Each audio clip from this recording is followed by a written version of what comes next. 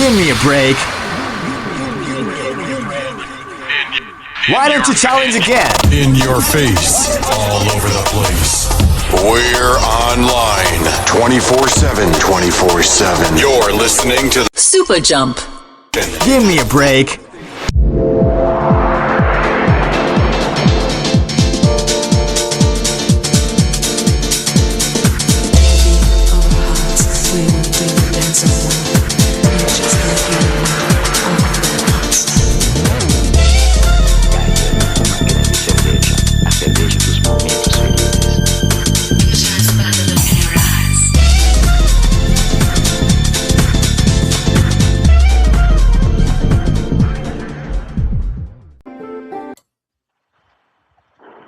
Is this thing on? Finally. Hello? I've never had so much trouble setting up something so simple. Okay. Like 5 years ago, whatever, it worked really well. Hoping it works. And it worked like I was like walking around outside and it worked totally flawless. Yeah, I remember I was like standing outside of a restaurant when you were talking with me. I was on my phone too. Like we were literally both on our phone. We got another speaker in the house. I clicked approve. Hopefully it goes through. If it didn't, that's Twitter's fault, not mine. Hello? Hello. What's up? There we go. Where do I put the image, by the way? This really sucks. This really, really sucks. Oh, man.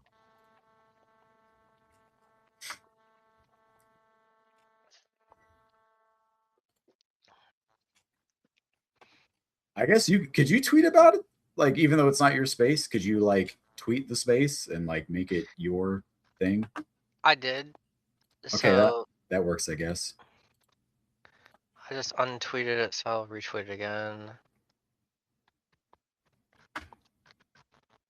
Makes no difference to me. I just have very limited reach here because I don't really play the Twitter game. Yeah, it's all good. That's what I'm here for. Oh. But I'll also post it in Discord.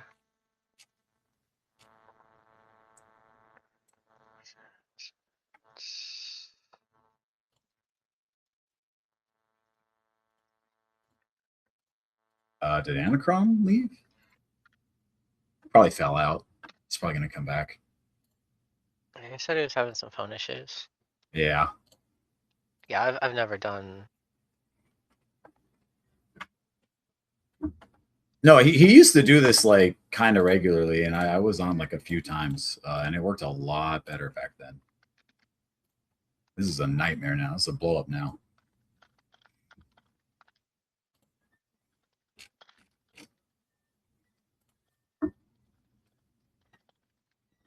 There we go. I'm request to speak, ANAKRON, and then Okay. actually I'll just invite you to speak, and hopefully that'll work.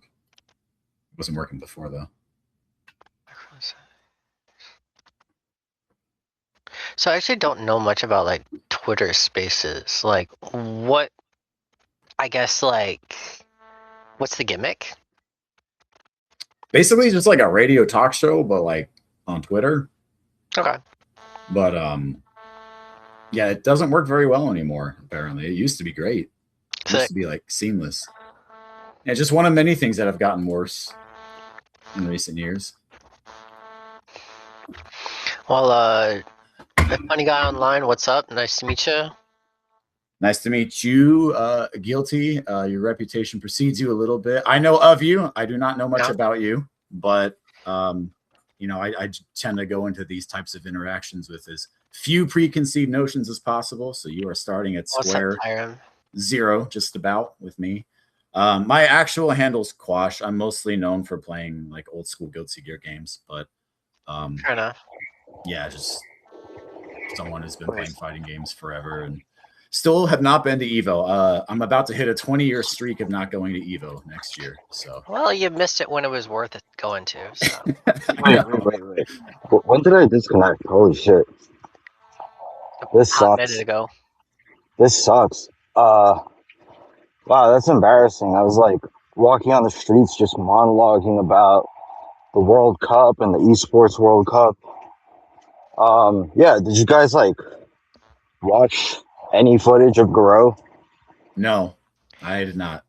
I'm not an SNK person. Like, I actually don't watch tournaments in general. Okay, so I think there's like did you at least get the part where I was monologuing about like really bad fighting game content? Nope. No, didn't we get any of it. missed pretty much all of it. Yeah. Holy shit. I had to start all over again. Yeah. Go right ahead. The floor is yours. Well, really, I wanted to start this because there is like an abundance of just garbage content. Not gonna point fingers and name names. But Twitter Spaces luckily lets people contribute. You know, if you have something to say, you can just tune in, request to speak. You know, not so much just to complain, more so to maybe like, you know, critique, especially if it's something smart.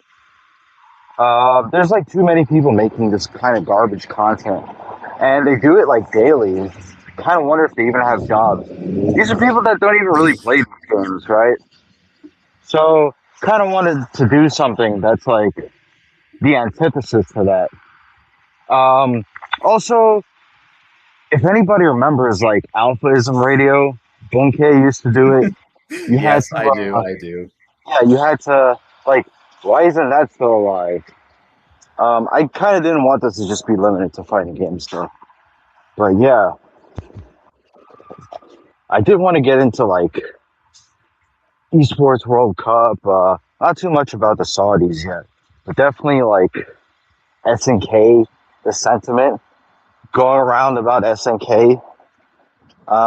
You know, a lot of people are saying that like, yeah, SNK, the Saudis are ruining them. Look, SNK doesn't need the Saudis to like make their company worse.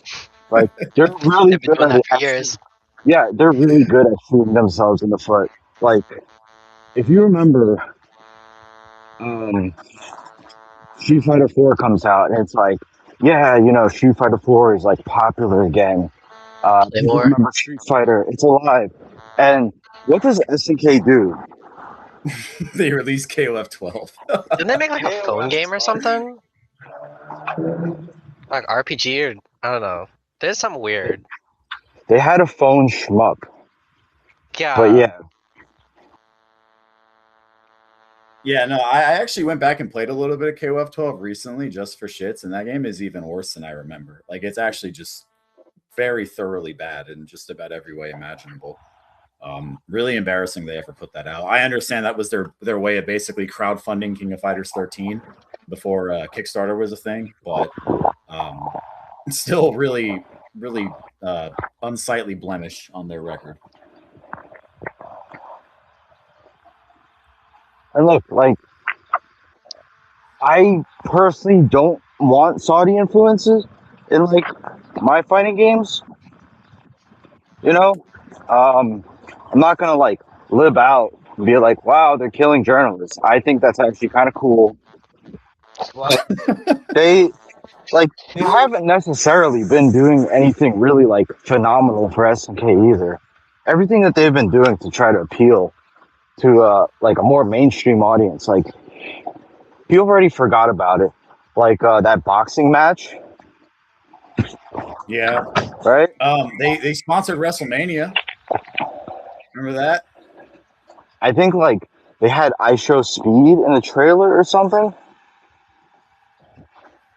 And look, Yeah, I mean, Sure. they do what they can to promote the game because they knew going in that it was never, ever, ever gonna sell. Like they had to throw everything at the wall for this game. There's something that like I've had to make the point on a few times on Twitter, which is part of why I don't really use this platform very much anymore, because people just don't want to accept the truth.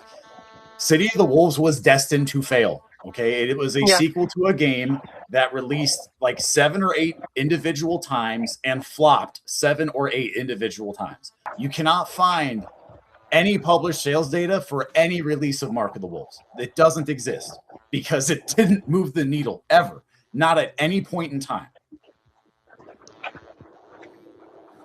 So I think it's actually fine if the game like flops, as long as like it's remembered well.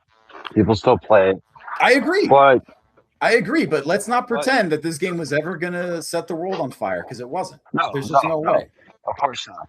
But look, like the problem is any new game that comes out, it will not be remembered fondly. It won't be played. It's not going to be like Third Strike. It's not going to be like ST. Is anybody calling for like a Street Fighter V revival? Hello? No.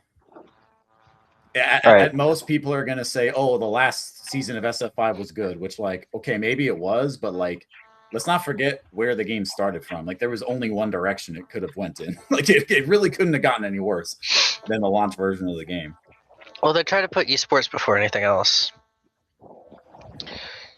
So, I feel like I don't know much about SNK, but, Saudi Arabia is trying to do, like, esports World Cup, so I feel like they're still just, like,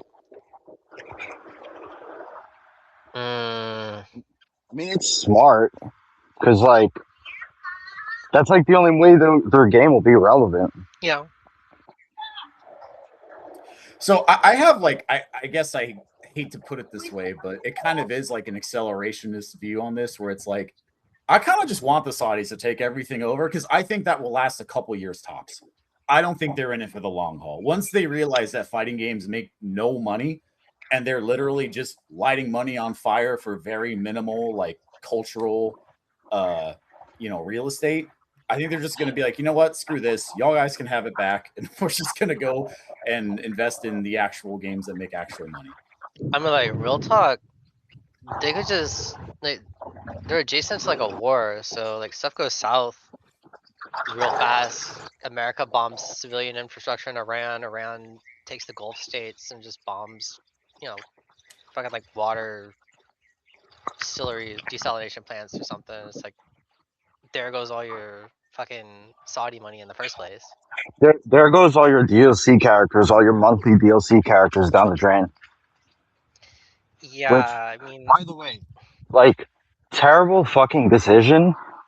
I'm seeing like the reaction to this like should kind of like be the opposite. People are happy about this.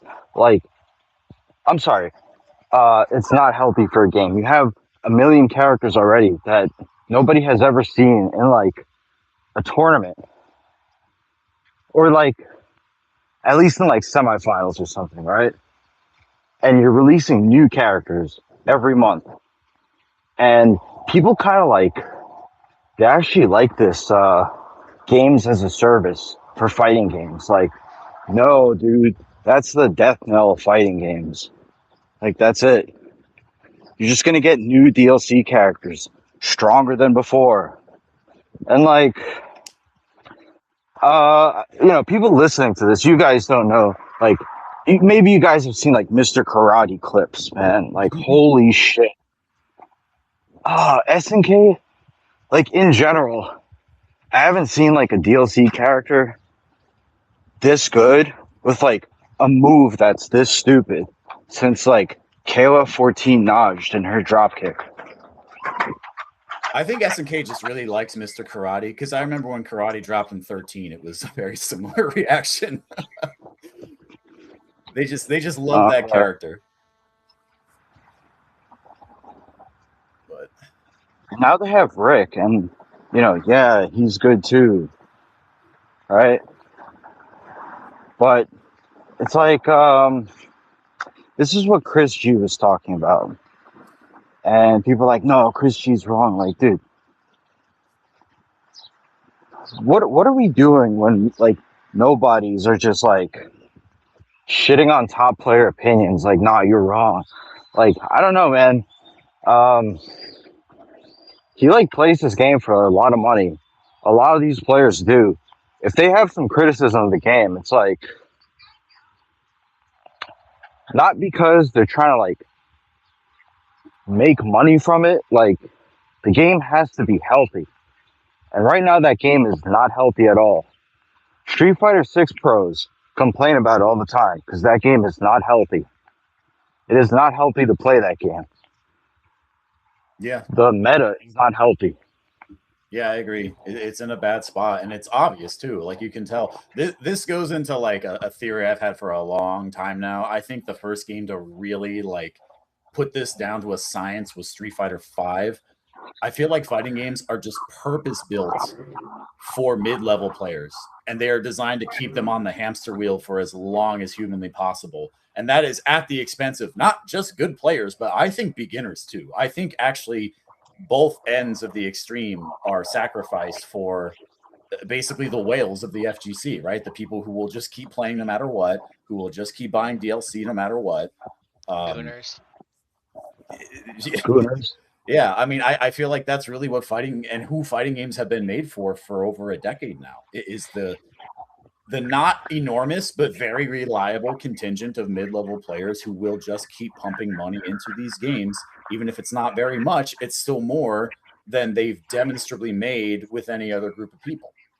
I think it's weird talking about people picking up fighting games. Like the way that they talk about it is like they're really like all their commentary about like their experience sounds like it's from a very pretentious like game review, more or less. Like, oh yeah, like, I feel like, progression's like satisfying for me, and all this weird like fucking marketing terms and shit like that. It's like, it doesn't feel like they're actually playing the game or like connecting with like the game itself. It's always just kind of like very pretentious and like That's because nobody's normal anymore. knows what? Nobody's normal anymore. So I have something I want to segue into a little bit there. I am a major disbeliever in the myth of the single player content audience. I do not think that that exists in any meaningful capacity whatsoever. I think insofar as you attach other things to single player content, it can help to generate interest and maybe sell copies. I do not think it matters one bit for player retention in the medium to long term, though. And I'm actually really glad they said this at the same time when they did. When Capcom said, we want Street Fighter 6 to be a 10-year game. They want this game to last a whole decade. And in that same announcement, they said they are discontinuing World Tour mode. So all the goobers out there who swear up and down that single player content is what's going to help fighting games, why would they kill their single player mode as soon as they announce they want the game to last a decade? They have the data. They know where people spend their time in the game. And World Tour mode is at best an onboarding to the online part of the game. And if it does that, then great. Like if that's what single player content needs to be, I'm all for it. But like this idea that like, oh, if only fighting games had more to do without playing PvE, they would do so much better. I just think that is so ahistorical, completely unfounded. It's stated versus revealed preference at its finest. There's actually no evidence at all, really, to suggest that this is or ever has been the case. And I think a lot of it has to do with kind of the classic like game review mentality, like you said, because like back in the day, even as relatively recent as Street Fighter V, people will rag on a game for not having single player content, but ultimately, were they going to play that game any damn ways? No. That's exactly my point. Like Wait. Hold on. Before we kind of like keep going into this, like I did want to talk about like fans versus players, and that this is like a perfect segue. But I did want to shit on SNK some more. We definitely did not do that enough. Like SNK, like we're not done. Like SNK, get your ass back here, right? Like I have to drag SNK. Look, does SNK have any single player content? Since we're on the topic now, they don't. No. doesn't it Anyway. have like a mode where you like I don't know. Fighting games have modes, I've never hope. played City of the Wolves, so but look, what was the last thing they announced before like season 3 of Garo, right? Did people already forget Yeah. Art of Fighting 3 remake? Remaster? Dude, I'm sorry. Like, who is that for? If you are somebody that legitimately pretended to get hyped for that, oh man, like The type of I have no words. the type of people who actually own an X Arcadia board. Those are the people that were excited for Art of Fighting 3 plus R. Even this Fightcade. So there is Fightcade.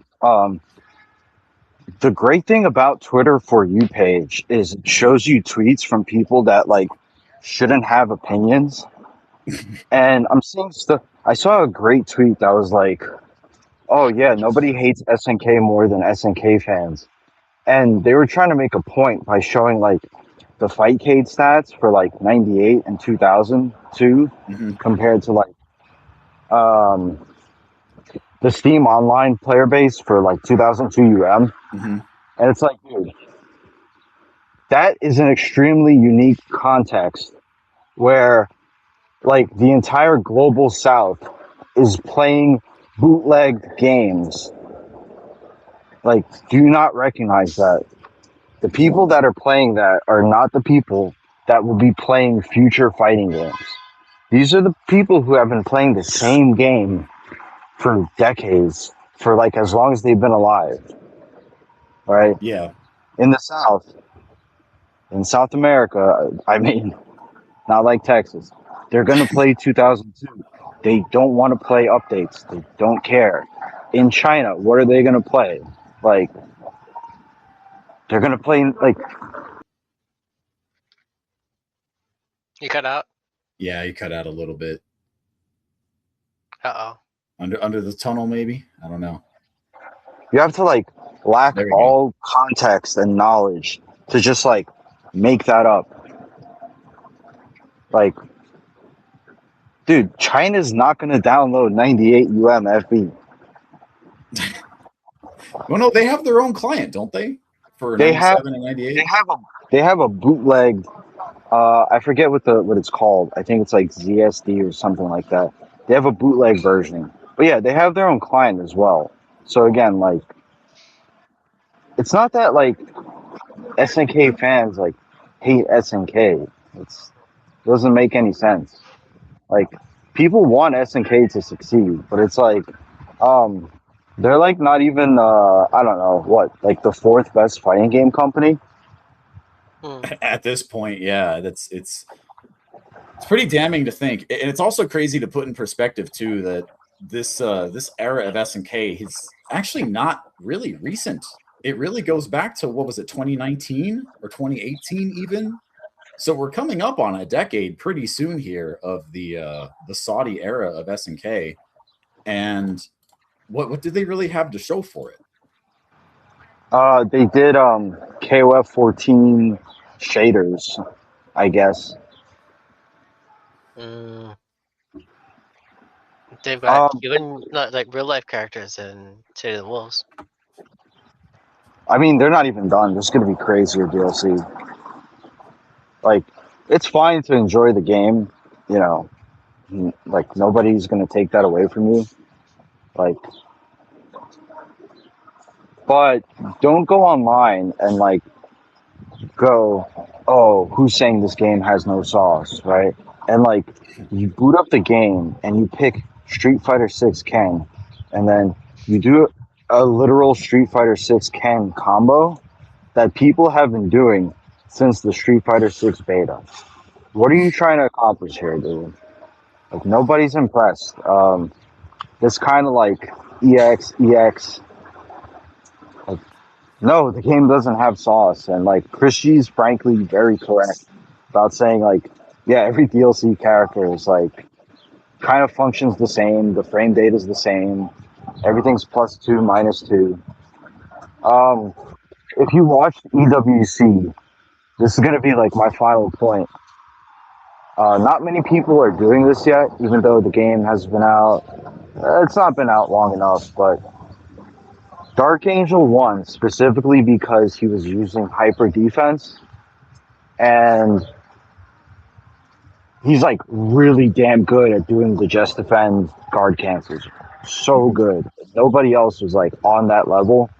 But I'm sorry, like the general level of play was not good.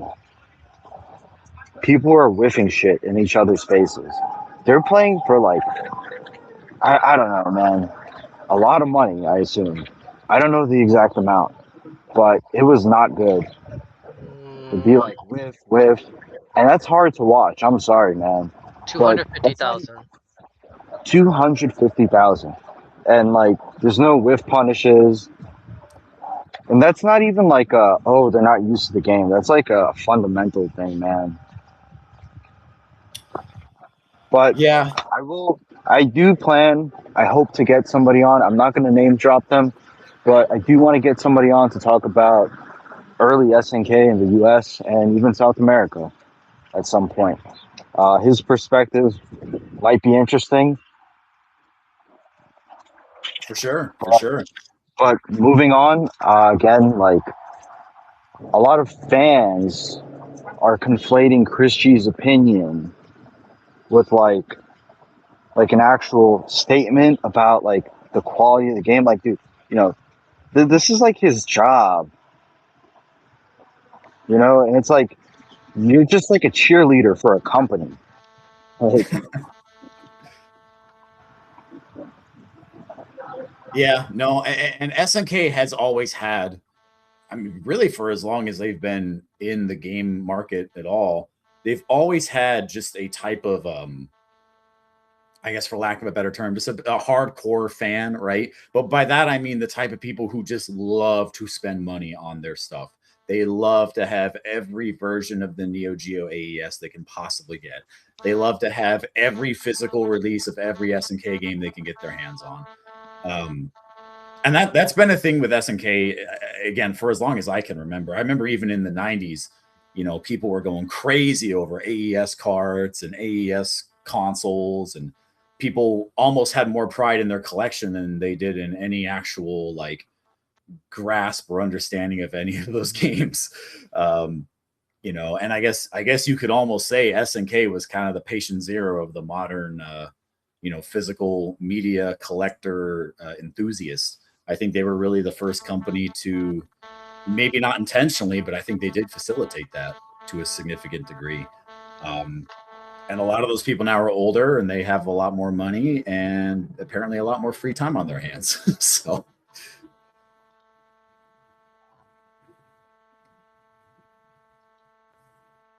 if you're speaking, ANAKRON, you are muted. Okay, I guess he's not speaking. But Fair enough. oh, there he is. All right. no, I had to do something. But yeah, again, like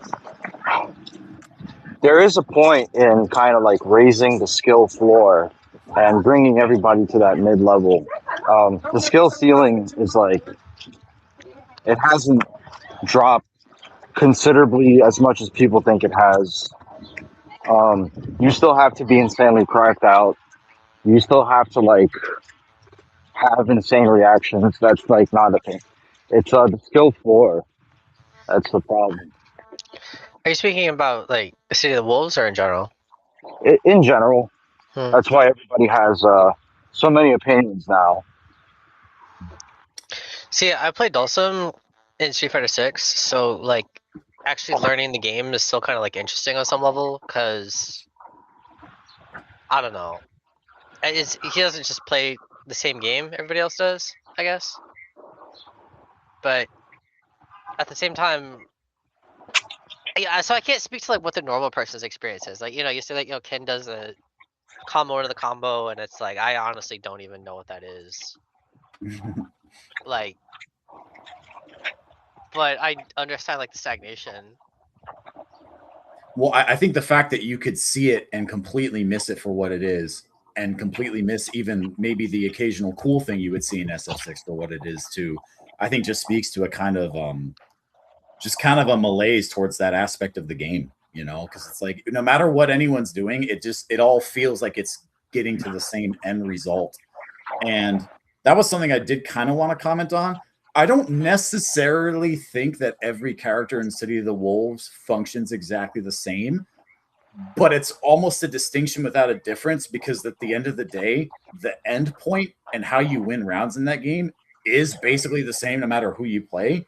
So even if you do take a slightly different path of getting there, it doesn't really feel that meaningfully different once you really get down to it. And once you play the game enough and you've seen the win conditions enough times, it does start to feel like everyone plays the same, even if, you know, the way that like a Rock or a Terry navigates the game isn't quite the same as like Hokuto or someone like that. It's just, yeah, it ends up not really mattering when, as soon as you get someone blocking in the corner, at that point, it is basically all the same stuff.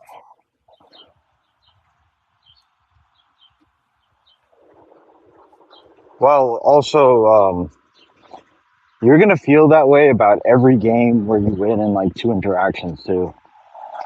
Yes. Yes. Which is a whole lot of games. I don't know if you've seen that Punk clip recently. I think the tournament was like yesterday, where like he legitimately wins from 80%. Yes, he has full meter, but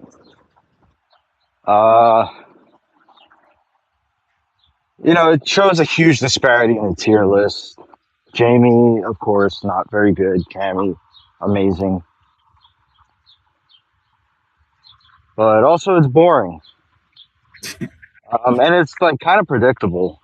Or maybe like, I don't know, like it's like too unpredictable, but at the same time, you know, Cammy has somebody in the corner, full meter. It's like, yeah, like just go next. Maybe like people do play these games too much and like the fun is sucked out of them. But Punk is really good. Punk is always good to watch. Still, like he does this insane confirm, which like you don't see that much anymore because Footsie's not the best anymore. Mm-hmm. He's still fun to watch. Occasionally, there's like some good 6 matches. People do something new, and they'll be wowed. It's really hard to be impressed about a fighting game anymore. I don't know if I've ever seen anything in Strive where I was like, "Oh, that's like really impressive." Was all kind of homogenized. No, I will say that I've never seen anything in Strive that I consider to be very impressive. I mean, I think with 6, yeah, you do get your flashes of brilliance here or there. I love watching Ending Walker play. He's a joy to watch. I was actually going to bring up, this was a couple years ago. This was 23 or 24 was the year that 3S was a main game at EVO. I was doing a restream with a friend of mine, Mark from the Electric Underground, shout outs. And I remember we were watching Top 6 for Third Strike and Street Fighter 6. And I remember during SF6, I actually made a point to count the number of missed confirms throughout the entirety of Top 6. And at the end of it, I counted 3, one of which was an airborne drive impact, which, I mean, no one really lands those normally anyway, so I don't even know if that really counts. In the total of Top 6, there were 3 misconfirms in Street Fighter 6. Now, Third Strike, by the standards of its time, was not even a particularly hard game execution-wise. Like, there's hard stuff. There always is in any game. But the floor for execution in 3S is pretty, like, forgiving, I would say. And even watching some of the best players in the world who were there in that tournament, people were messing up basic shit left and right. And they had to play off of that. Like, that's a part of the game that you have to be able to adapt to on the fly that you just don't see in games now. Like, it's just not there because the input buffer just irons it out. And to your point about the skill ceiling isn't lower, I mean, overall, that's true, but it feels like the ceiling is lopsided. Like, it's not like you get to choose how you want to be good at fighting games anymore. It's that you have to be good in these very specific ways or else you're cooked. I feel like there's a lot of people who are just kind of like, I don't know, new or like bad or something. I don't know what it is, but it's like, you know, I don't know, like, yeah, I feel like whenever I'm actually like playing like somebody like good and like Street Fighter 6, but again, I've only been playing the game for like a year. Like, I just got done with like a session before I came here, but you know, it's like, okay, you do like one version of Yoga Flame that hits 2 or 3 times, and they can like perfect parry and then like drive impact it, and blah blah blah. But then, or you know, they can do some shit, and like, you know, depending on like what you do, they can respond with X, Y, or Z, and you can counter it. And there's like a lot of like extra like layers there, but then that also seems kind of like redundant after a certain point. Like there's too many like Yomi layers where like I could do this, but then also do this, and I could counter what you do with, you know, this, and it just kind of, I think, gets a little random, I guess. Well, the other side of that coin, though, is how much of that exists in Burnout. You know, I'm talking about like a very specific like neutral situation. Like, Okay. you know, I'm canceling into something where, you know, it wouldn't. If you were in Burnout, it wouldn't matter at all. That's what I was getting at. Is that like Yeah. once you're in Burnout, like that part of the game just ceases to exist for the duration of Burnout, pretty much. Which I think that's also personal responsibility. Like, which is just not getting Burnout. Yeah, you put yourself in that situation. Like, you need to budget around.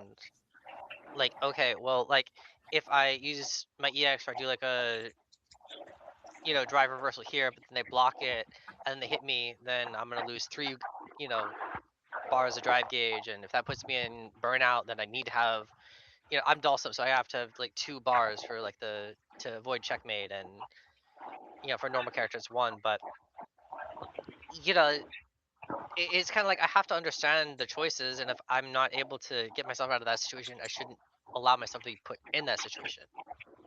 You know? I track that. I'm trying to make a bit of a broader point just about the nature of the game. No. Everything there checks out. I'm just kind of approaching it from a different place of like this feast or famine game design is so like it's everywhere now, you know, and you know, but the thing is right, that's technically not even new, because if you're like me or ANAKRON and you're old enough to remember when SF2 players would talk about their game, the answer to every bad situation, according to them, was, well, then just don't get put in that situation, which they used to say that all the time, right? And it's like, okay, that's fair enough, but like, you know, when I'm, you know, E Honda versus old Sagat, I'm probably going to get put in that situation, right? At some point, like it's probably going to happen. Okay, but like every new game just gives you resources to like just start these situations anyway. That's why like people are so tired of them, because like yeah, these combos aren't cool. We see them all the time because you always have the meter to do them, because you always have the meter to make people block and be in plus frames. Like, it's not fun. Right. It's not interesting anymore. And what I'm trying to get at is that I feel like that used to be considered like maybe not a problem, but like something that needed to be reined in.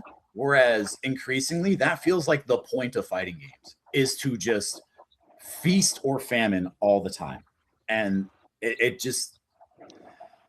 makes the games, I guess, in a way more predictable for spectators, right? But at the same time, I feel like it just makes them very miserable to play at just about any level. Again, I think the mid-level players end up kind of making out because they do get their occasional scum wins, right? Against people who are way better than them, right? It can happen in these games now. So actually, like, have you ever seen like a more miserable environment for top players, like since Street Fighter 6? I mean, Like Street Fighter 5. Think about, okay, but think about like MVC3, where people will just like restart matches, right? From round start. They'll be like, oh, I got air thrown. All right, next. Yeah. And like somehow that's way more like fun, and people had a better time doing that than just playing Street Fighter 6, man. Well, the Marvel 3 is so, I think, like over the top in of itself, but I haven't been playing 6 long, so I can't really comment. But did you see that KBR tweet where he was like asking for help for Honda, and he was asking like, yeah, like how do I make this character work? Like Broski like did it really quick. you know, he got really good with him really quick. And it's like, granted, Broski probably has 1,000,000 hours in that game. I don't know how many KBR has. He is a top player. He could do it probably. Yeah. But he's like genuinely asking for help. Yeah. And people are like, oh, look at this guy. He's like a fucking moron. He's a fucking retard. And it's like what? Like, this is a dude that won Evo. I mean, I remember this was a year or two ago now, but I remember people were coming at Latif and saying that he'd never played a Guilty Gear game before Strive, which is just insane. Like, that's just an insane statement to make. So, I mean, that just speaks kind of to the age that we live in, where people would join the party a little late in the grand scheme of things, and they don't always know who they're talking to. I think there's too many like system options to get out of consequences in games in general. Like, I was thinking, the thing I didn't like about like Smash was there wasn't any like, even if you get somebody like in the corner, or not in the corner, like on the ledge or whatever, it's like they can drop down from the ledge and then jump up. They can get up and like quick rise. Like, they've got like 5 or 6 different options. Mhm. So there's like no one way to like kind of cover the situation. And there's not really even like 2 ways or like 3 ways to cover like all the situations. Like, you have to have like 5 different options. And to me, it's like too much luxury of choice, where like you should be able to kind of like limit people's options down to like at least like 2, rather than, you know, 4, and just kind of like rolling the dice. Well, I don't this know if is that where makes I sense, will. but No, it makes sense. This is where I'll get on my soapbox a little bit and tell you why I think Guilty Gear historically is the best fighting game ever made. Because if you place a true meaty in Guilty Gear, you get your turn, right? But placing a true meaty is like, that's no bullshit. Like, you actually have to place space and time your meaty properly, because if you don't, then the other player can just reversal backdash or wake up fuzzy jump or whatever. That's when the game starts to feel like it's bullshit, and how, you know, you don't get any reward for scoring knockdown, but like, it's actually on you as the attacker. Like, you actually have to know what the hell you're doing in isn't order there an to really instant block? take advantage of that. Yeah, Okay, but like, I don't think anybody's complaining about not getting meaties in Guilty Gear. right. But I'm just saying that, like, I think there's a middle ground approach that's already tried and true, and fighting games have just kind of ignored that for a long time now. I think you can get too many options, like too many systems. Like, I think 2x KO is like way too many systems. I agree. Like, I agree. you know, it doesn't really know what it wants to be. Does it want to be for casuals? Does it want to be for? We can save the 2XKO. I think we could do like a whole episode about 2XKO and everything wrong with it. We can diss it right now, but I would say, like, save your actual criticism, save that energy for like a whole 2XKO themed episode. Fair play. The one thing I will say is that I think they know who they marketed that game to. It's mid-level fighting game players. Full stop. Like, that's it. Like, it's because it's not for beginners. you mean the Don't people sit on here the and tell me design it's for beginners. It's not beginner friendly at all. You mean the people on the design team? Yes. Yeah, they designed it for themselves.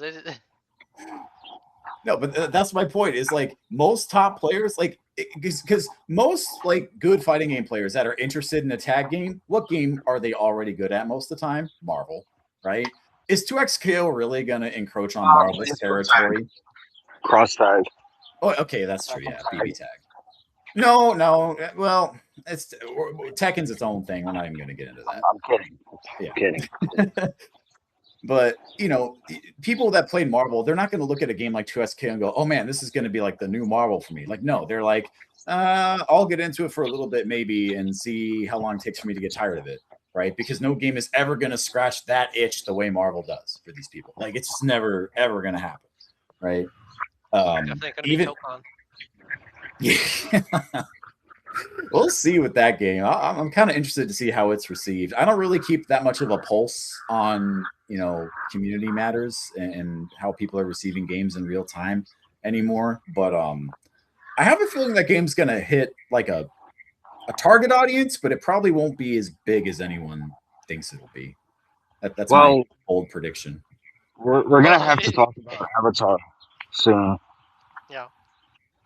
I haven't played that game. But I am interested in giving it a shot. All the right people are complaining about it, which is always a good sign to me. We'll talk about Avatar some other time. Yeah. But again, honing back to like people responding to like well-known pros, like yeah, you know, they're not always right, but some of the reactions people have are just kind of like sad. For Avatar? Again, like no, like in general, like especially with like Chris G talking about SNK, KBR asking about Honda, stuff like that.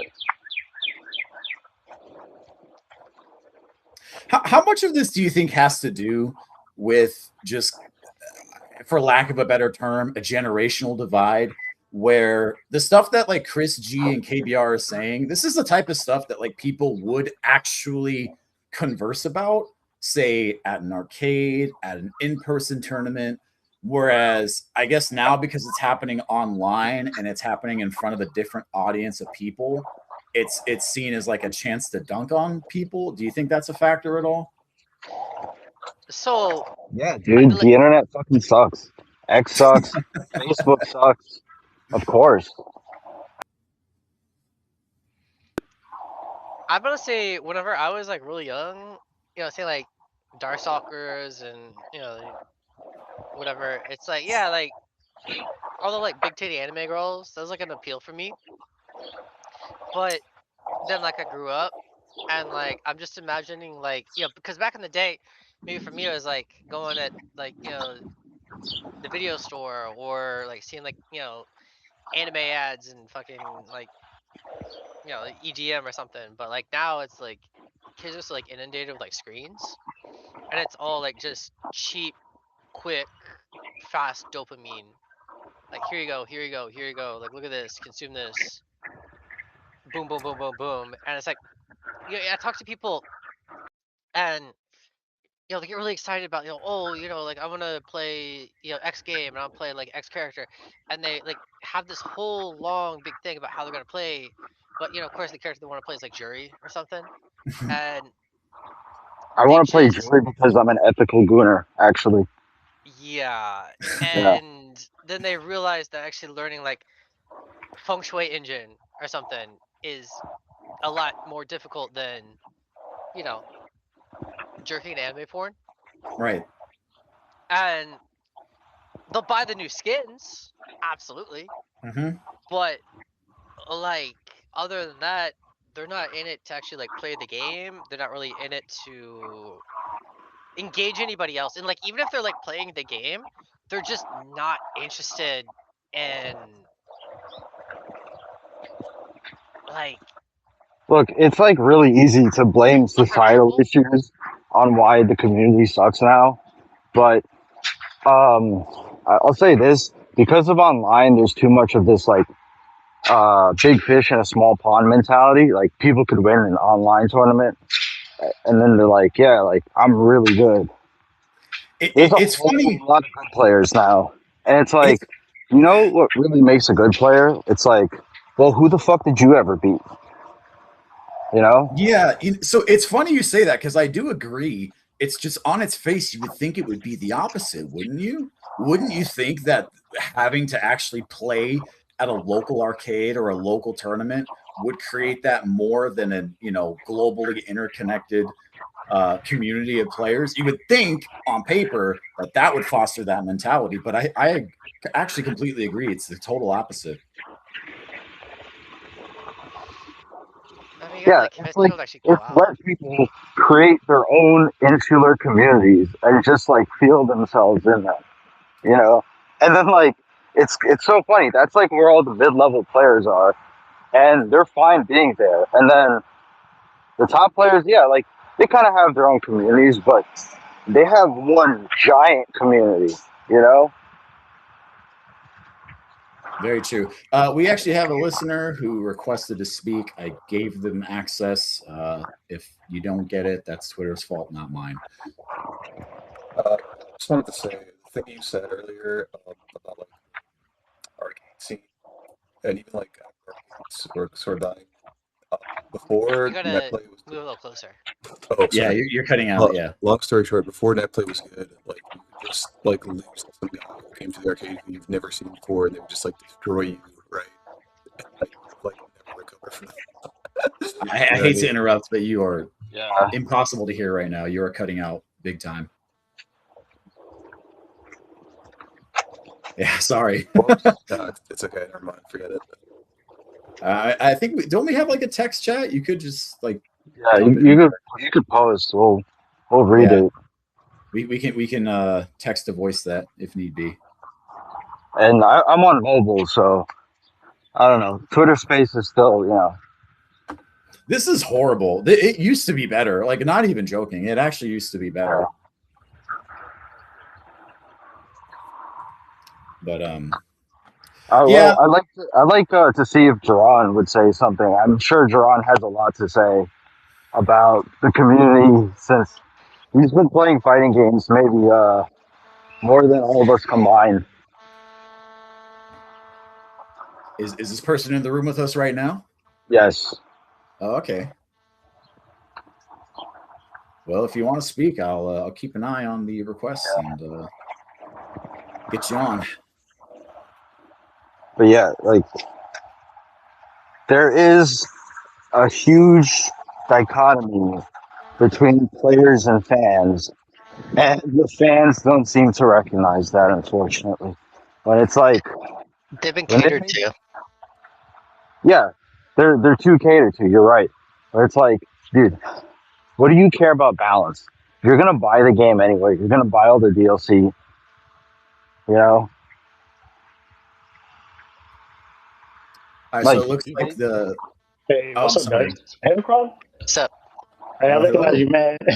I don't recognize you other guys, but I definitely recognize you, ANAKRON. But I'm gonna say what's up to you guys. I know you guys are talking about FGC stuff. But yeah, that's cool. What are you guys talking about exactly?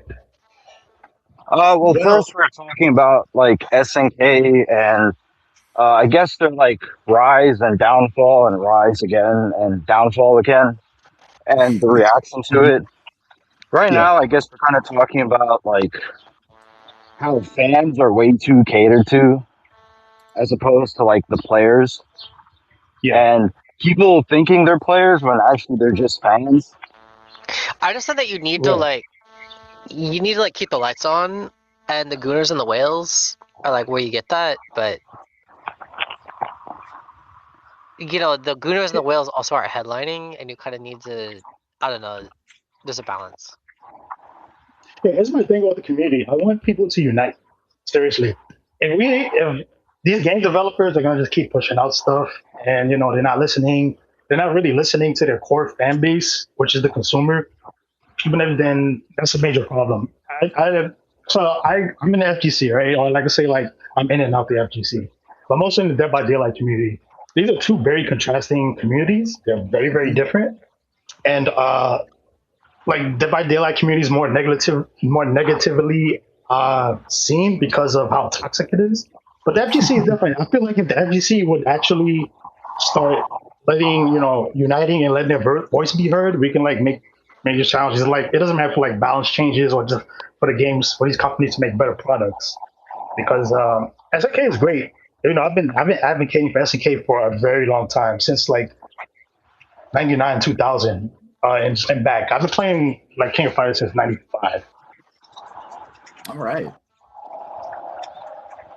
Well, something that I want to touch upon, I fully agree that the community needs to hold the devs' feet to the fire when it comes to releasing better products, and emphasis on releasing, because something about fighting games is that they don't really get second chances for the most part. A game basically lives and dies by how it launches. There are maybe a few kind of exceptions to this. I would say Street Fighter V is kind of an exception to that, but that was a case where they were just willing and able to pump that game full of money until they got it to where they wanted it to be. Most fighting games don't get that, right? Most fighting games, it's the first 2 months, sometimes even just the first month, that just determines the portion of the player base that will be able to stick around. And I think part of the problem is that fighting game developers are looking to other genres as kind of a way to go, well, we could always patch this in later. Like, and to go back to SNK, with King of Fighters 15, that game's online experience was completely unacceptable on launch. And I've heard from people since, oh, well, it got better. It's like, well, great, but it got better a year later, man. Like when everyone's already done playing the game. Right, let me ask you this. How balanced is Street Fighter 6 right now? Because I don't really play the game. I play it very casually because I'm not in the tournament season. So I want to know from people, like, how balanced is the game right now? Because I'm hearing it's pretty balanced, but I don't know. And I'm hearing different people say different things. It's homogenized. Yeah, I mean, I hear different things from different people when it comes to the balance of the game as well. I think it's less a matter of like roster balance in terms of it's a systems game, not a character game. Yeah, that's what I was getting at. It's not so much that there's a huge disparity between the characters in terms of strength, although there is a disparity. I think that's pretty clear. I think really what it is that the way the game works just allows people to get in your face very quickly and very decisively. How good are you at guessing when you're +2 or -2? Right. Guessing, right. And the guessing is, I mean, there's guessing in fighting games. I get it. So now my other question is, do tournament players actually legitimately enjoy playing Street Fighter 6, or do they play it strictly for the money? I'm in the category of I don't like the game. I don't like Street Fighter 6. I will play it just because like I have to prepare for a tournament for it. And, you know, that's not even anytime soon. I don't like the game. I have different reasons for it. But, you know, I don't know what people think. So you've been playing since like in tournaments forever, right? And can you name a more like, I guess, like depressing, mentally anguishing environment for top players than Street Fighter 6? Like, have people ever complained about any other game as much as Street Fighter 6 from a top player perspective? I've never seen it before. Arguably SF5, but this is almost just a continuation of the same problem though. I mean, in many ways. Capcom Fighting Evolution. Well, the difference is no one actually wanted to play that game. Well, yeah, I just think like pre-2009, there was only like Tekken 5, really. Well, I mean, if you want to go that far back, I'll say Tekken 4. Tekken 4 damn near killed Tekken. Yeah. When I was playing fighting games, when I started in like the mid to late 2000s, there was like a whole archetype of player that I would meet who would say, yeah, I used to play Tekken and then Tekken 4 happened. And then I moved on to Street Fighter or Guilty Gear or whatever. But I mean, there have been pretty negatively received games historically, but I think what ANAKRON's getting at is that it seems like a pretty like overwhelming consensus, but it's kind of muffled too, because there is kind of the elephant in the room of like, we need this game to be successful. And that's why I think what we're experiencing now is really just a continuation of what happened with SF5. The cool thing is that on YouTube, there's still videos that what's his name, Born Free uploaded, like interviews from like when that game first launched. Dude, that was awesome. Like nobody does any kind of content like that anymore. It sucks. No, and it's great to go back and listen to that, because you'll hear F-Champ just like completely shit all over SF5. And the thing is he's right. Like he's not making any invalid points or any bad arguments. Like it's all pretty grounded in how the game actually was at that point in time. But the problem is, after year 2, like who was even still talking about the game like that anymore? You know, it just kind of became like, well, yeah, we all kind of don't like the way the game plays, but we're going to put up with it because what's our alternative, right? Now, in the SF5 era, some people actually did explore the alternatives. That's kind of why Tekken 7 blew up, right? I think even stage 4 acceptance. Yeah, I mean, I think even most Tekken players would agree that like it was the mixed reception to SF5 that really helped that game grow. I would say to a lesser extent, you know, Guilty Gear Xrd and even Dragon Ball FighterZ kind of benefited from that.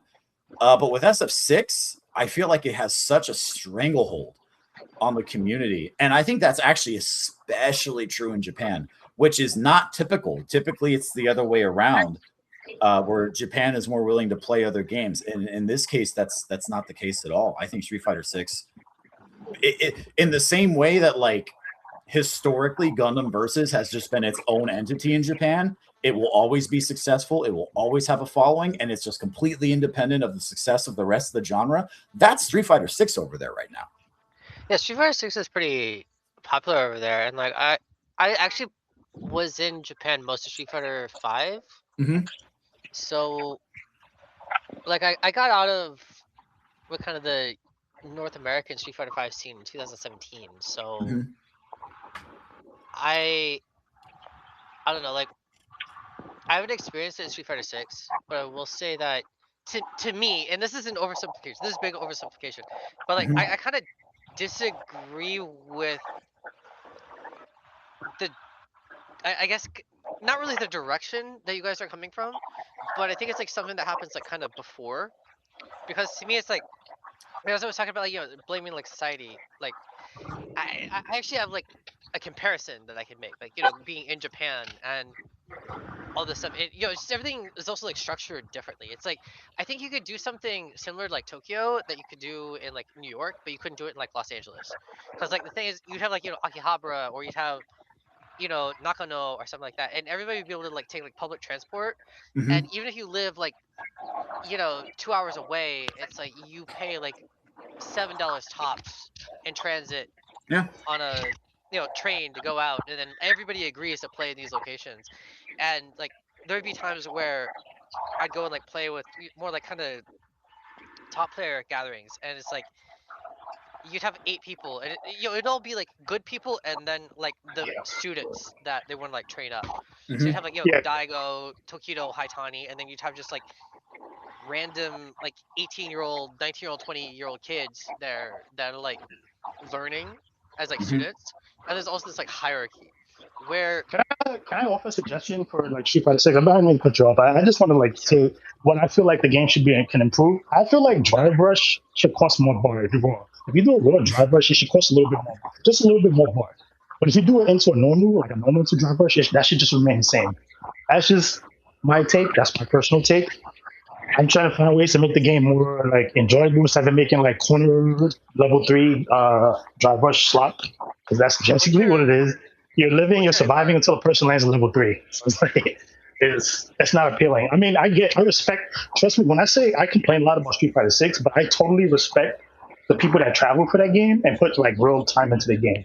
I will never ever, you know, disrespect those guys. You know, disrespect the game in that sense. I just don't personally like it. It's not personally for me because I feel like it's a So what's your MR in that game? I think he cut out. Okay. Yeah. Well, I know he one doesn't play thing much. that I we just have to be grateful for is that like we have honest top players. Like, dude, if a top player is telling you like, yeah, this game's so good, this game is so good, let's play this game. It's like they're saying that because they want to rob you blind. It's very true. It's very true. Street Fighter 6 is full of robbery, yeah. Right. Yeah. And that's something I kind of wanted to touch on more earlier, to my point about how you can't fix fighting games into relevancy. It doesn't work. In that first 1 to 3 month period of time, like we need to be brutally honest about what these games are and aren't in like every way. Like we cannot have people saying, "Oh, the net code for Tekken is good now." It's like, no, it's not. It never has been, and at the rate things are going, It's yes, still not exactly. rollback. Yes. We could get Mike Z on to talk about that. I don't think people will be very happy to hear that, but nobody's playing Tekken 8 anymore anyway, so it doesn't matter. Right. No, but what I'm getting at is like we need to be brutally honest with these games launched. It's because part of the problem, right, is that fighting games for like 15 or so years now, they've had this like sanctioned honeymoon period on release. And I remember this going as far back as when the first BlazBlue game came out. People were shitting on the game, but then there was also a just as vocal group of people who were like, guys, we can't be talking about the game like this in front of new people or else they won't play.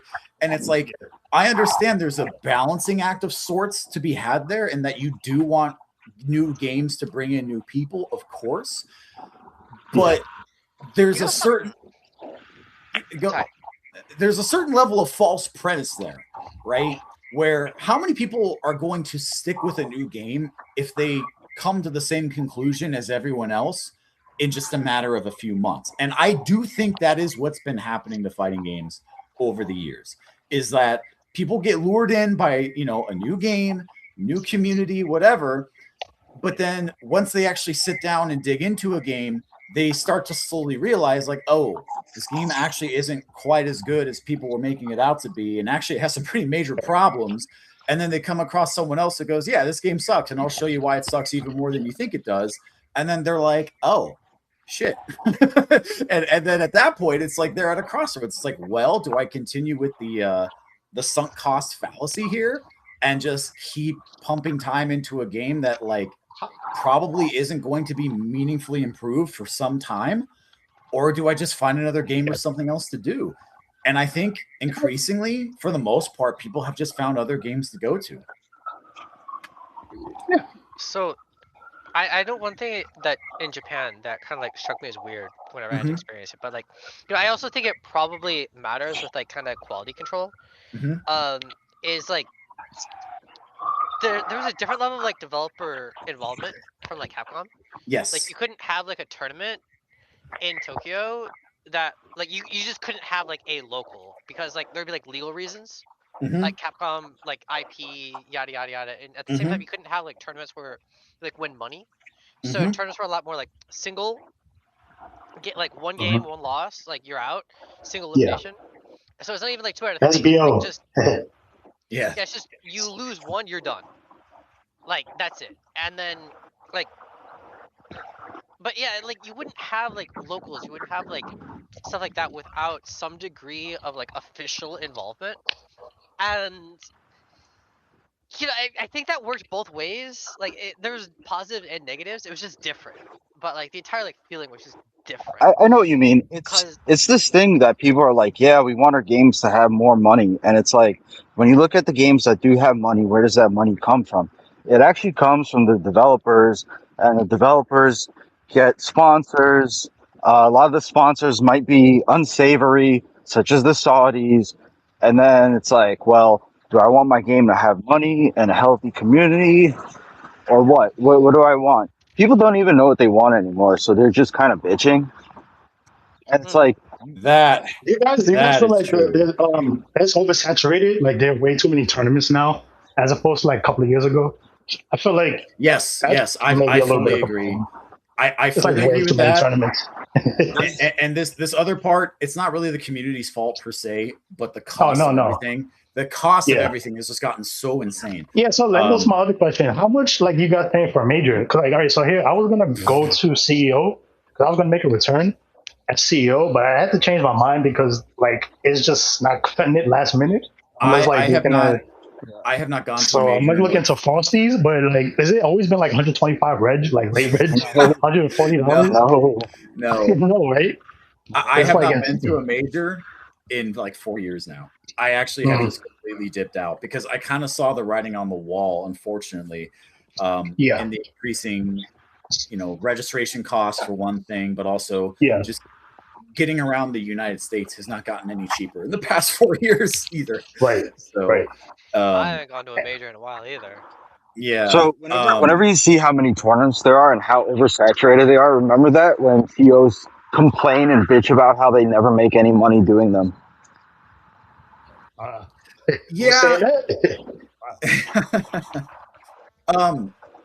don't want to derail too much. I actually have a theory that tournaments are not profitable in the nominal sense in terms of like we pulled in this much money and earned this much money. I do think though that when it comes to larger tournaments, there is a, I guess for lack of a better term, exposure cost that comes with it. And I think people do benefit from that. I do think people are definitely just laundering money. I'm not going to say that. All right. That's you on record saying that. I'm not saying that. What I will say is I think they can do that. It's fine. I think rubbing shoulders with developers and with publishers in these settings as an organizer, I think does come with upsides that they don't like to let on. And that's where I will leave that. There's another thing that like I found like after going to Japan, which is a lot of the like, you know, people talk about like, you know, Japanese developers and yada yada, but if you don't actually make an effort to like communicate with them in Japanese, like there's nothing for them to do. But like if you actually sit down, Yeah. and like if you caught somebody at a tournament, like, hey, yeah, like I've got like these opinions about whatever. It's like fucking Woshige pulled out like a fucking notepad and he just took down like there's like a dude translating and shit like that. It's like Mhm.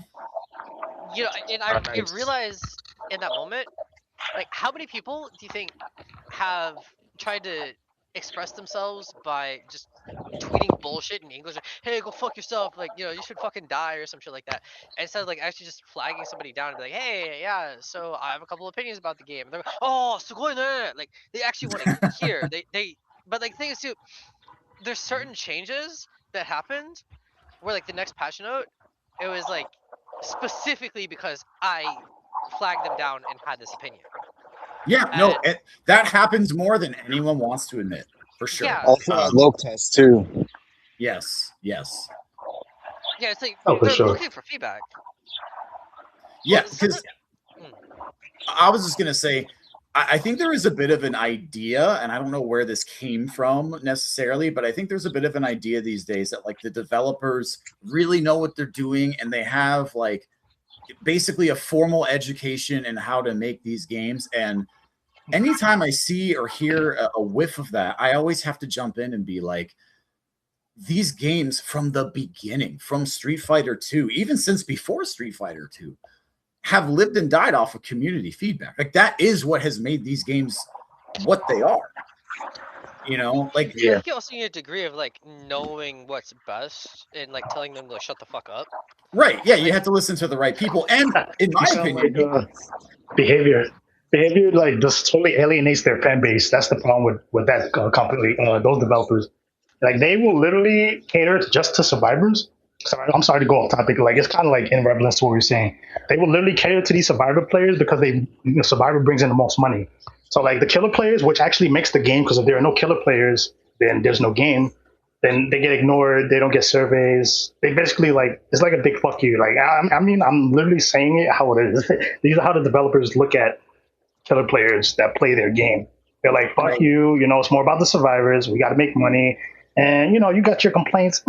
We'll throw you like bone here and there, but we're gonna hold the hands of the survivors because they're babies and need to make money, and they you can't be doing these things like telling you like, yeah, it's like the same thing. But like I'll say Capcom, the only thing I have against Capcom, they make great games. I'll never take anything away from that. My problem is they will not listen to their fan base to a degree.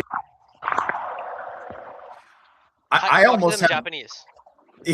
I actually have almost the exact opposite opinion of that. I think in some ways, at least, they listen a little too well to their fans and they don't listen to the right people. So as I see it, every Street Fighter game since 4, I mean, well, truthfully, you could even go as far back as Alpha in many ways. I just feel like Street Fighter, from a design standpoint, is a very reactionary series. They take the complaints of the fans from the previous game and they really take them to heart too well many times. Yeah. So, for example, like with SF4, everyone bitch and complain about one frame links, which is extra funny because since Super, you didn't even need one frame links for a lot of characters, but also plinking was a thing and everyone did it. So no one was actually doing one frame links any damn ways. But people still complained about them. People still talked about them. To this day, there's people who swear up and down Street Fighter 4 was the game of one frame links, which I don't really think was true, to be honest with you. But they took that complaint and they listened to it. And that is how we ended up with the 3-frame input buffer of Street Fighter 5 and now Street Fighter 6. And then you look at other aspects. Also Unreal Engine. I don't know where that came from, to be honest with you. I don't know where this whole mandate of like every fighting game will be Unreal Engine now. I don't understand where that came from or why it happened, honestly. And I really wish it didn't. That's all I really have to say on that. Well, also think about like anime games where the balance isn't so much about like systems as much as it is like, please make my character good in every iteration. And it's like, look at like the schizophrenic balancing throughout all of BlazBlue, where it's like a merry-go-round.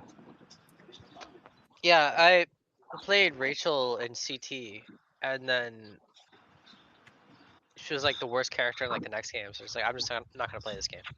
Yeah, that's fair enough. I played BlazBlue back then, so I know exactly what you're talking about. Like I tried to something play I wanna Hazama a ask. little bit, and I was like, nah. All right, so since we could do like a whole thing about Japan and the Japanese community, but since we're on the subject of like top players, would you say Japanese top players are actually like honest? Because like when we have Punk, for example, complaining about a game, I don't think it's gonna get any more honest than that. Like, Punk's not lying when he says this. He like really believes this, Yeah, and he's like one of the best players. yeah. I don't know why people like. I saw somebody say like, yeah, Chris G, like he just rages after tournaments, and it's like I don't think he rages at all. Actually, like I've played him a bunch. I've never seen him get mad at tournament ever. So So my question is, yeah, like, will they be like, oh yeah, this game's fucking bullshit, or do they kind of like try to hide it and be like cool about it? it's different. Like I want to say, just like the way you're thinking, honest, no. But then they wouldn't consider that dishonest either. Like, but because they're gonna be more honest and blunt in like another way. Yeah, Like they'll go on 2chan and then just post it anonymously. Got it. that's not really what I mean, but that also is like a thing that happened. But it's like, um, No, I know what you you know, I, mean. There's like a certain standard that they have to hold up. Like they won't like say anything, but they like you know, like won't be fake positive. they won't play like for like an example, like if game comes out, like let's say you got like Street Fighter 6, Street Fighter 7 beta is like cracked. And like you go up to them like, oh yeah, like here's this like keys for it or whatever, like here you can get it and you can practice early. They're gonna be like, no, we're not doing that, and then they'll all like get together and like agree not to do that. And it's like kind of like a virtue thing, but it's like, yeah, like I just see it's like fundamentally different because it's like there's concern about other things, like the integrity or the honesty of whatever is. This is like Japanese phrase, like shogunai, and it's like nothing can really be done. And this is like a cultural attitude. Like, oh, this sucks. Like, yeah, we're in Tokyo. It's like, oh, there's a fucking hurricane. It's like monsoons. It's like, what are you gonna do? It's just shogunai. Like, it is what it is. Yeah. Hey, And question. I never what's asked that? anyone this. What's the best anime game right now? Or what's the best anime game? Okay, well, I guess yeah, now and like in these times. Uni 2 probably. Oh yeah, Don't let the Uni players hear you say that, but of the current games, yeah, that's probably true. it is okay. It's legit. Like I'm assuming because I have like some, it's like Polka Dot new 2 XKO. I heard it has some like issues, but like I guess every game have their issues. Like no one's really going to be happy in fighting games. That's what I'm saying. If it comes like to balance, there's never going to be a truly balanced fighting game. Someone listening from Japan told me like most people in Osaka love Street Fighter 6 due to the fact that it's accessible and it's the latest fighting game. People like actually enjoy like playing it. So I think like the perception of like Street Fighter 6 in Japan is a lot different. Like I think people in general, it's not about the player honesty, right? But I think the sentiment towards it is completely different. Because I think it is like, the sentiment like is the sentiment real, or is it like, you know? yes. Do they have cabinets for Yes. the game in Japan? Do they what? Do they have cabinets? Like, do they play on Yes. arcade cap? Oh, they do. They have Okay. arcade. They Yeah. do, but the arcade versions of SF5 and 6 are pretty abysmal, from my understanding. But no, like it genuinely is. I think the sentiment is different in a more positive way, I would say. And I don't think it's so much that people are lying about the game. I think it's more like you think about the conceptualization of like what a pro gamer is different in Japan, because you also have like Japan Esports Federation. So there's literally like a governing body that says like, oh, for you to be like a pro gamer, you have to fill like these criteria, and there's like a legal requirement for you to get a license, for you to like earn prize money in games or do other things. Because like I said before, it's like everything goes through like the certain like corporation. So they've got their own like esports federation thing, and it's like with that, you kind of also have like a relationship with a company where you understand you're kind of an ambassador for a product, and it's like I'm gonna like go to like the salary man who always was like, oh, so going on, like, you know, I wish I could like play this game, but you know, it's too hard for me. And you, your role is basically to provide the pathway for that person to play the overly accessible game.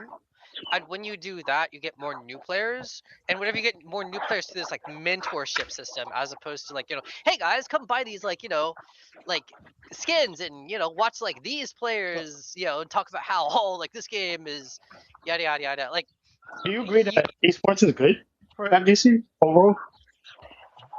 what is esports? Yeah.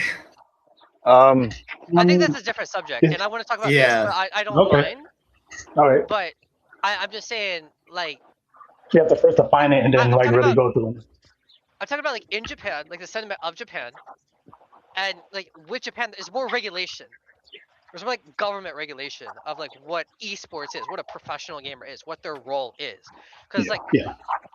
you know, what qualifies as a professional gamer? Is a streamer a professional gamer? Yeah. Is it only somebody who like enters tournaments? Is that a professional gamer? Or is it somebody who coaches for a living, but maybe is like a mid-high level player? Or even like somebody who's like a mid-level player who like specifically coaches low-level players.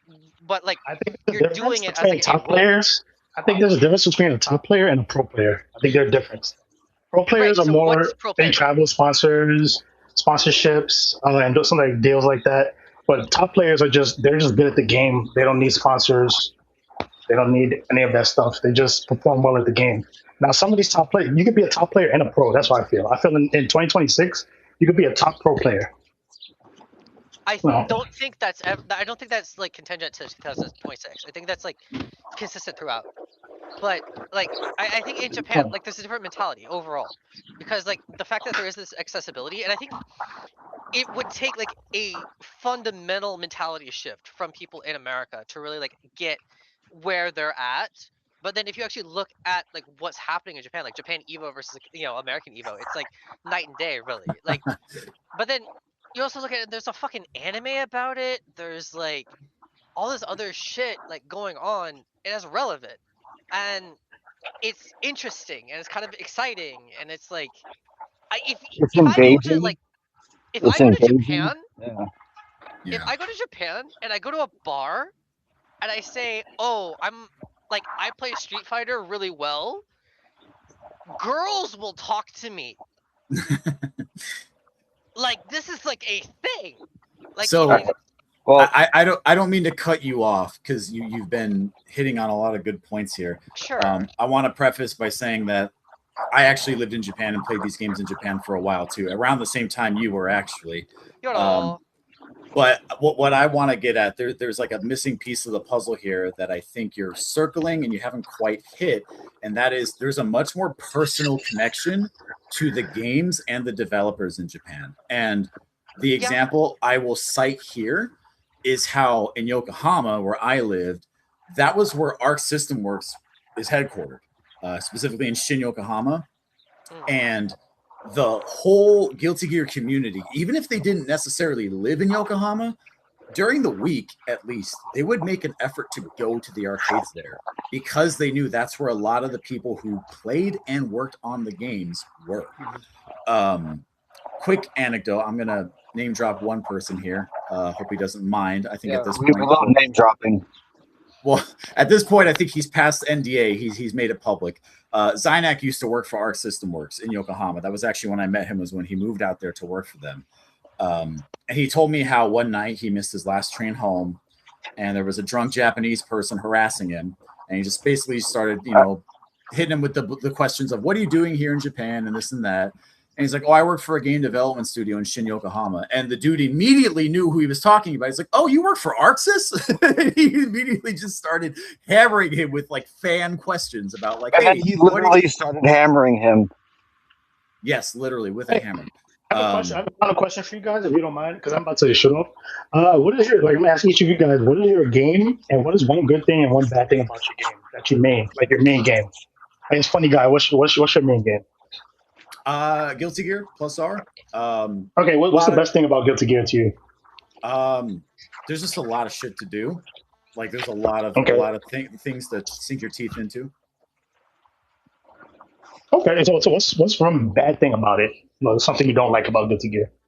The balance.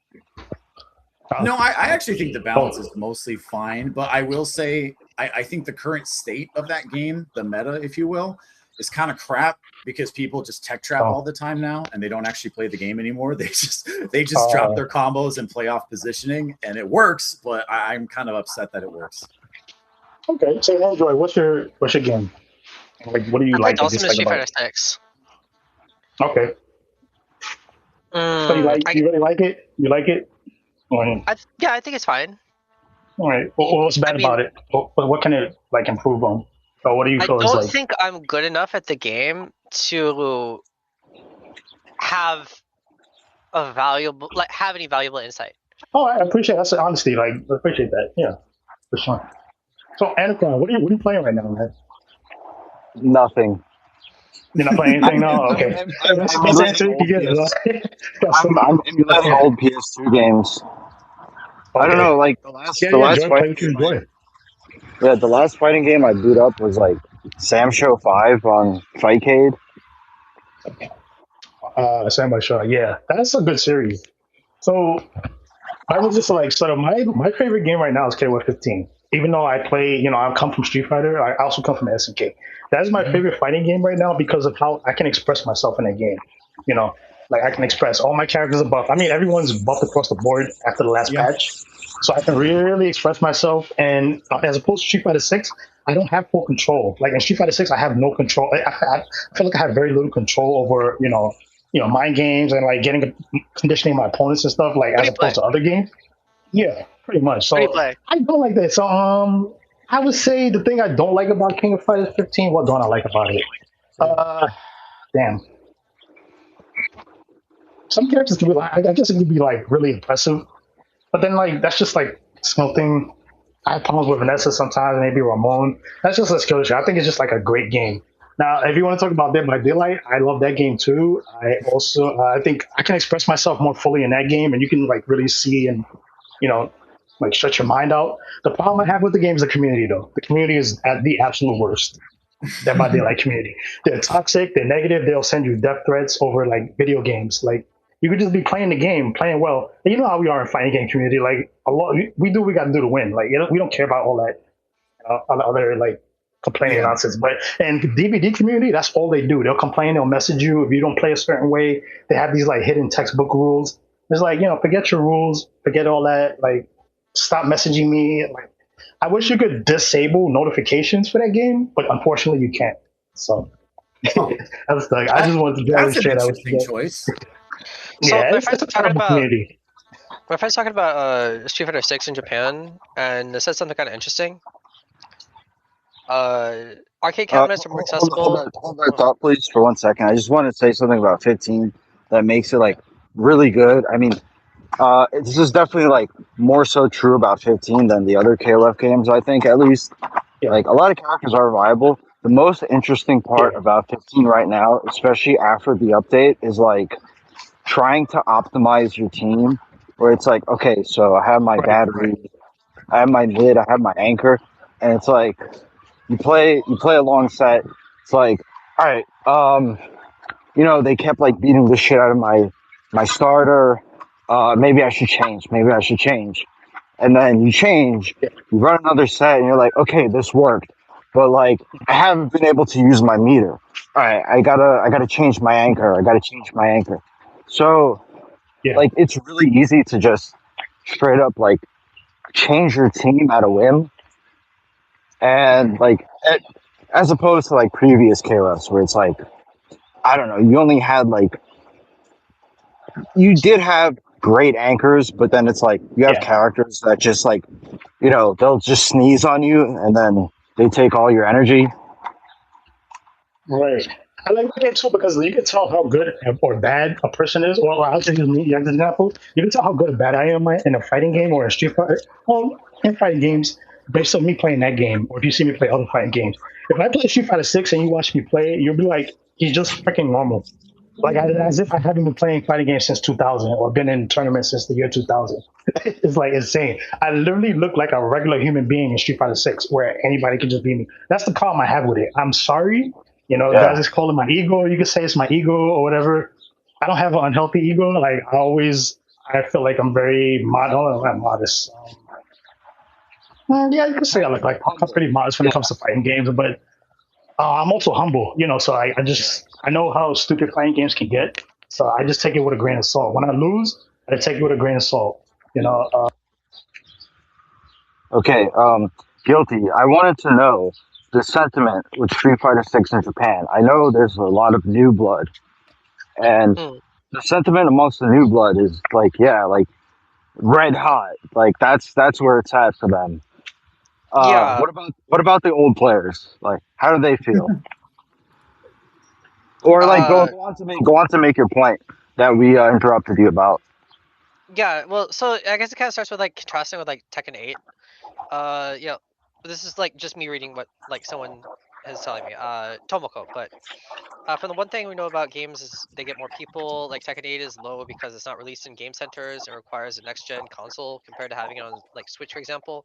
Mhm. But it's easier to go to a game center and play games there, especially with like old school fighting games.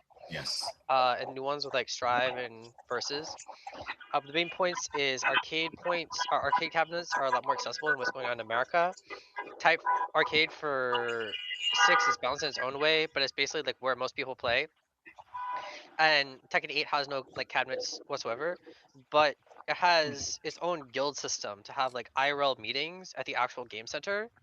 So people use Street Fighter 6 itself to like meet up. And like a lot of big streamers will like play it. And this isn't like top players, but I know like Shaka, he's like a first person shooter player, but doing like IRL streams at like game centers. But then there's also I think like a big like behavioral difference between like America and Japan. And it's like, you know, rather than like, hey, how would it be special and that would it be important? It's like, hey, like I can be special and important because even though this game is like, you know, not the highest level or whatever, it's like I can bring up new blood and I can show them and I can like pay off the fact that I've been playing these games for like 20, 30 years in a way where, you know, to this person, like they're learning to do Shoryuken for the first time. Like, oh shit, like I did it. Yeah. And there's a different energy. And I don't think people in America have that because they just sit there and like, well, yeah, but like, you know, I don't want to, you know, ego attitude, me as like a consumer, like how important am I? I was saying, I Joey, that leads me to this. I don't mean to cut you off, but like, how unified are they more in Japan than America? Because I hear like that's actually a thing. Like first off, I they're don't know way how more you would unified. quantify that. Like, how do you say like how unified are they in America versus like So, how like in unified are they in tournaments, for Japan? example, right? Like here in the U.S., we have like East Coast, West Coast, obviously, or Midwest, and we would gather together in tournaments, right? But like no one would share stuff. Everybody would kind of keep things to themselves. We wouldn't share tech with each other. Not even like East Coast to East Coast. We would like rarely share tech with each other. Japan does not have that's what I mean. Like in Japan, like so here, like they're a lot different. They're willing to share. They're willing to share with each other more. They're willing to train with each other more. Here, like you mentioned, egos. Like there was a point where we would not even like play each other. Like certain people wouldn't play each other because that person would be a threat to us in the future tournament. So we would just like withdraw. So the stuff like that. That's what I mean. So I'll jump in here briefly just to say that I don't think historically in Japan they were really allowed to do that. Not because necessarily people didn't want to, but because of the density of the communities in arcades in areas like Tokyo and Osaka. Like you could try to hide tech if you wanted to, but I just feel like because there was so much prolonged exposure to the game, it was just gonna get found out regardless. Like I don't think even if people tried to hide tech, I just don't think it really worked. I don't think they had the opportunity to. Don't even like think about it on that level. Think about why would you hide tech in the first place? Like what do you get from it? Like you're Tournaments. playing Tournaments are like if you play somebody regularly, that person will not play you because you're a threat to them in a future tournament. So they won't. Like, what do you get from that? How does Oh, that you get to benefit win. You Win get to what? win. You, Win you what? just You spend win first 100 yen place, less. Yeah. and you don't Win what? get your threat of first place getting taken away from you. No, like gambling is illegal in Japan. So what do you win? Oh, no, I'm talking about America. Yeah, well, but I'm talking in about Japan American it's players. happening, right? So you've in already explained Japan, America. You've already talked about like America. I'm from America. I understand the American mindset. So the question is about the Japanese mindset, not just like, well, let's talk about the American mindset we all know and we're all familiar with. Like that's not like new information, And I'm saying like in Japan, you're asking, well, would people like share tech in Japan? And then I'm saying in Japan, like from that Japanese perspective, that Japanese mindset, where it's like you're first to one on the arcade cabinet, and then go back to the back of the line and try again. It's like, what do you get from holding tech? You're not gonna win money from like winning a tournament. Like you've got like Super Battle Opera or something like that. You're not doing that for. Over there. Yeah, I hear what you're saying. You're I not think putting that pressure on yourself. I think there is still an incentive in that you don't want to have to spend more money at a day at the arcade. I think there's still an incentive there, to be honest with you. But I think Then why would you not use your tech to stay on the machine? that's I was gonna say it comes full circle because like eventually you have to spill the beans. That's kind of what the point I was trying to make initially is like you can try to high tech if you want, but I just don't think it can work over there because of the environment. Like I just don't think it's really possible in the long term. The other Just to thing about make a Japan to comment on it. understand is you've got like literally like the word gaijin means like outsider. So if you are like on the outside, you're a fucking gaijin, and if you're on the inside, you're like uchi, and like you've got different language of people in your uchi, you've got different language for this and that. But it's like you're in group basically, and if you're Japanese, or even if you're like American and you speak Japanese, you're in the uchi, you're in the split. So as long as you have the ability to engage with Japan on some level, you're in the split, you're in the uchi, and Yeah, they're gonna tell you everything. But then at the same time, like they come to Japan, they want something like oh, where do I get water? They're gonna come to you because you're in the uchi. yeah. So like you So also have I to like kind feel of pay a certain respect to them, and it's right. like almost mafia-ish in a way. Like that's kind of like a way to think about it. Is like it's kind of like a mafia of its own. Like you're just loosely affiliated, and you understand you're kind of on the same like page together. You're in the same boat. So first off, there's no All right, prize so incentive. we're So gonna come up on 2 hours soon. So if you wanna before we finish, I do want to talk about the coming video game crash. So if you wanna finish about Japan, yeah, you can just take over. It's fine. I'm just. start later. Okay, well here's an easy answer to that. The video game market's going to crash because hardware is going to get too expensive and no one can afford it. There you go. What is there left to discuss, really? Well, it's not about like if and or when. It's more about like the ramifications, what happens afterwards. Sony, who was he? He sold his stocks. Do you think Sony's going to go back to just I making think like TVs and cameras? no, because those are all dead markets for them, especially TVs. They do horribly in TVs. No, Right. I think Sony knows, go and back they've to known for a making long shitty time. Spider-Man movies. Hey guys, funny guy, Saint Android, ANAKRON. This has been a good listen. I'm gonna shut off. I'll catch you guys soon, though. Take care. Great talking with you Yeah, see guys. you around, man. Yeah, Yeah, I'll take see you care. around. Okay. Yeah, All right, guys, take care. we're gonna I try to think, do more of these. yeah. Cool. All right, later. I think Sony's going to stick around. I think they know where their bread is buttered. I think they know damn well that without PlayStation, not just Sony Interactive, but their whole company is hurting badly. They're gonna hold out as long as they possibly can. Microsoft, I'm less certain about. I think Microsoft might even want Xbox to fail, but that's too much of a topic to cover in the next 15 minutes. But I mean, I think Sony knows damn well that their days are numbered, and they are trying to get as much as they can out of the console business model. So what Knight Rider said is kind of true about like people renting space from data centers, and instead of buying consoles, you'll be streaming consoles. Unfortunately, like, internet is really fucking bad. It's way too bad for that to be feasible. Yeah. I agree. Like, Japan would probably be all for it. They could do that in Japan and Korea. Yeah, but I'll say this, and I lived in Japan, and I had really damn good internet there. I had a straight fiber connection to my modem from the backbone because I lived in a house. Not everyone gets that luxury over there. Sometimes you live in an apartment complex where the wiring was done back in like the mid-90s, and they do some horrible, horrible things to those backbone connections there. I do think it's more likely that it could work in Japan or Korea.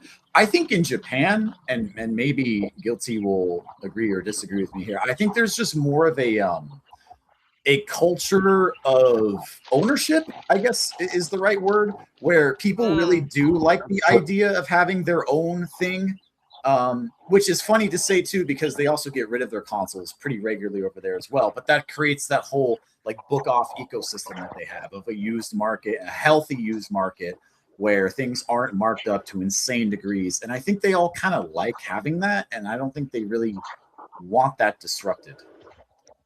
I don't know. All right. Well, that's my theory. I think Japan will reject it on cultural grounds, not practical ones necessarily. Does it still say I'm reconnecting? No, you're good. Damn, this sucks. Okay, so actually, video game crash would do wonders for the FGC. What makes you say that? Imagine people being forced to like play games they actually like instead of like anything that's new. Okay. Wow, I didn't know Fightcade had all these games. Yeah, I mean, I think, or maybe fighting, or maybe like a lot of bad actors will just quit. Yeah, sorry. Well, no, I mean, like, I think about whenever like new fighting games come out, I never play them. Like, it's like, oh, you're gonna play the new, like, see the Wolves, for example, was like, no. You're gonna play the new, like, whatever. No. I can just tell you no, because I don't. Yeah, man, fuck is like, oh, like, let's play Arcana Heart, let's play, Milky Blood, let's play Skullgirls, let's play whatever. And it's just no.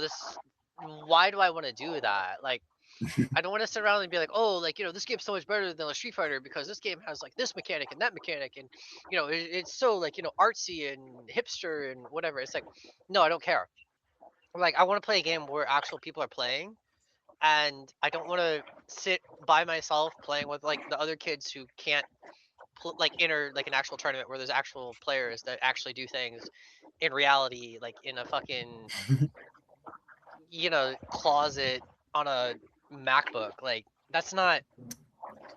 So to some extent, I do get that, really and truly, and this is coming from someone who mostly plays those games that you just totally derided. But I'll say this: I think there has been for probably 10 or 15 years now a sense, I should say, a lack of a sense of scale in the FGC. I think people have way overstated what Street Fighter 4 did for fighting games. I think actually now Street Fighter 6 is actually doing a lot of that stuff that people have, in my view, erroneously attributed to 4.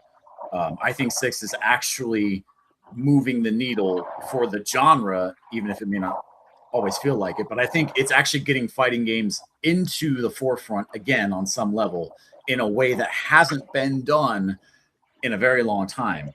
But I also think that's kind of why SF6 is, I guess, too big to fail, because if it dies, and I'm not saying it will, or that I think it will, or that I want to, but if the game dies, I think that's it for fighting games for a while.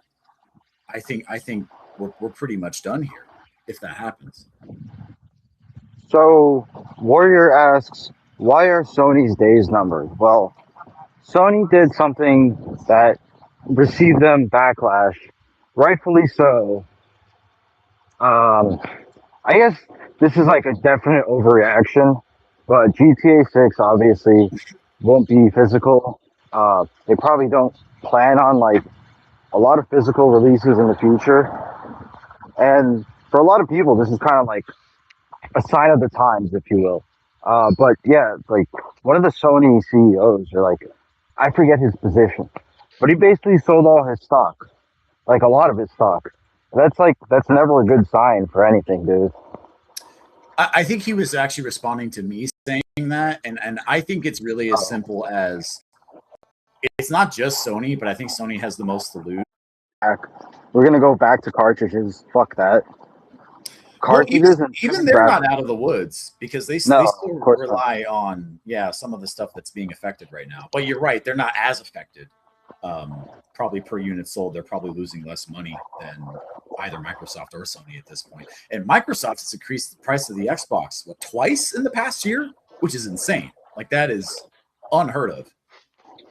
That's why whenever I go shopping and I see a can of Chef Boyardee, I throw it on the floor so Microsoft can go down. I understand that reference. I think the whole console business model is numbered. The days for that are numbered. I think Sony has the most to lose because as a company overall, they haven't been doing the greatest over the past decade or so, and they stand to lose the most. Microsoft, I don't want to get too much into it. I think they kind of want to put Xbox out behind the barn at this point because they see that they can pretty much have their stake in the gaming industry without it at this point. And so they don't really care, but they don't also want to tank it and, ruin their reputation with consumers either. Nintendo, I think Nintendo's just kind of become, for lack of a better term, the premium option, particularly for kids. Like kids that have a Switch or a Switch 2 are kind of big ballin' compared to the kids playing, Roblox or whatever these days. So that's kind of how I see it.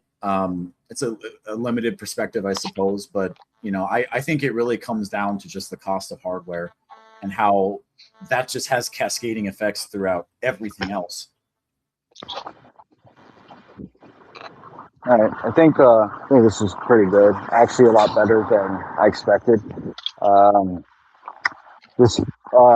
Instead of like hoping for things to happen and new subjects to come up, obviously, we're going to talk about Japan sometime in the future. A lot to talk about in Japan. Anything else you guys want to bring up? Any suggestions for the future? I'll run stuff by you, kind of as I come up with it. Yeah. Maybe have a better microphone or be at home. Yeah. Was it that bad? All right. Well, it's a good thing. It's a good thing. This is episode like -1, so we can figure things out. No one will ever hear this. No, I'll upload it, and it'll get like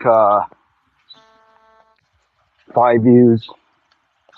Who are like the big like FCC like YouTube guys?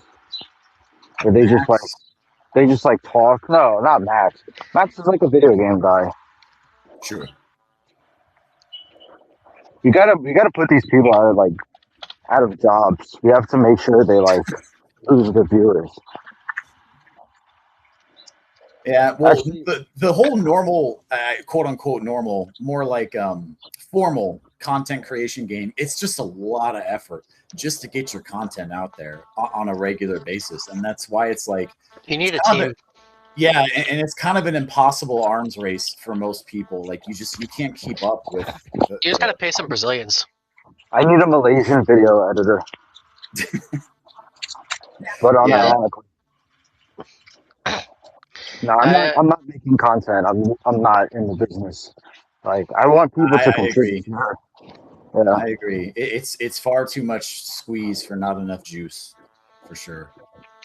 I think it's better if you want to actually like instruct like the young blood, and you're not doing it for like a revenue stream per se. Like if you get like $20 off ads, great. You know, every 6 months, whatever. But like, you know, I think if you actually have like a point to put out there, people will pick it up. Like, there's more people listening than you think. Okay, my But when point to the young bloods is open up a Roth IRA. fair enough. But we'll eventually come around. Yeah, This and is way more productive than I actually expected to be. yeah, no, Next time I'll definitely be at home. okay. Yeah, I really didn't have expectations for this either. It kind of just ended up going. I don't want to say it went all over the place. I think we were fairly focused. I mean, we had some tangents here or there, but It was focused well enough. yeah. Listenability rating. Give it a nice 7. I don't know. I'd have to hear it back, but I'll definitely record it and upload it. I'm definitely the type of person that doesn't like the way my voice sounds when I hear it myself. But when I hear it when I'm speaking, it sounds great to me. But yeah, that's just normal. You sound almost exactly like this guy that's in our server, Crispy Bacon. I don't You even got know like a good like host voice. Do I? Okay. Well, maybe that's a premonition. Maybe that's a sign Well, of you things kind to of have come. this way of talking, and you know, it's a little bit put on, but like not too much put on, and you know, I think it kind of, you know, has this cadence that just sort of sets a bit of a tone for everybody else to easily join in. Well, I am the host, so I kind of have to be that way. As one does, many such cases. Many such cases. I did my best impersonation of it, but And in terms of, guests, that's like not going to be an issue at all. There's plenty of people with interesting things to talk about. We know them. I'm not going to mention them right now. I feel like all of this is going to be cut, obviously. But one thing I definitely want to talk about is the imminent, like pre-COVID FGC and the immediate post-COVID FGC. Yeah. Yeah. There's a lot of things where people are like, "Oh, where did everything go wrong?" And they like tend to go like a little too far back. COVID was like the start of when the FGC actually went insane, and just like people just went insane. hell no. Period. The start of the FCC went insane was when I got canceled. COVID was right after that. Okay, so you got canceled, and then a worldwide outbreak happened. Your cancellation caused COVID. As I say, cause and effect. Yep. Also, Super Arcade going out of business caused COVID. Yeah, like this all happened right around the same time. Like It's like really important to document this stuff. I feel like I definitely want to get people on to talk about it, their personal experiences, whether they're even like interesting or not. I think like everybody has something unique to say about it. I definitely want to hear about the mass locals going on. Some say they're still going, by the way. That's what I hear too. That's what I hear as well. But I don't know. Was there anything else you want to bring up, or are we looking to wrap it up pretty soon here? We're almost at 2 hours on the dot. Yeah. 2 hours. That's like doesn't get any better than that. I mean, if we have like some like kind of like crazy guest on that loves to talk, plenty of people like that in the FGC. And really, I don't want to just like limit this to just fighting games. Like this is gaming as well. Gaming and culture and the human condition. Would you be interested in me getting like some like I guess like local St. Louis OG people? I'm not opposed to it. Yeah. Yeah. No, just anybody and everybody. I mean, we could do this like once a week. Yeah. Figure it out. I mean, I don't know about this time so much. Earlier would be better, or we could figure it out on like on a weeknight would be kind of good too. Oh Lord. Sure. Well, good thing I'm about to have a lot more free time then. Kind of sucks because time zones, but yeah. My job is done here. All right, that Alright. works for me. Was there anything else Peace you out. wanted to add?